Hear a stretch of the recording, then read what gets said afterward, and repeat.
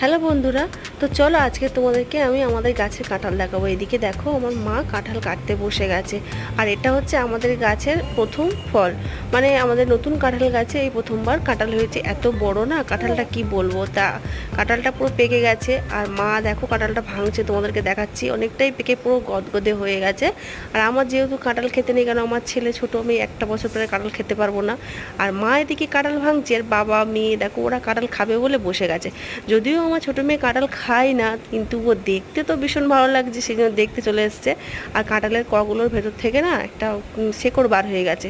যেহেতু এখন শ্রাবণ মাস আর কাঁঠালটা অনেক দিন ধরেই রয়েছে, বিশাল বড় হয়ে গেছে, ভাবলো যে পরে গাছে পাকবে, গাছে পাকা হলে খাওয়া হবে, সেই জন্য পেরেছিল লেট করে। তো কাঁঠালে দেখো কত শেকড় হয়ে গেছে, এই দেখো তোমাদের দেখাচ্ছি, বড় বড় শেকড় হয়ে গেছে।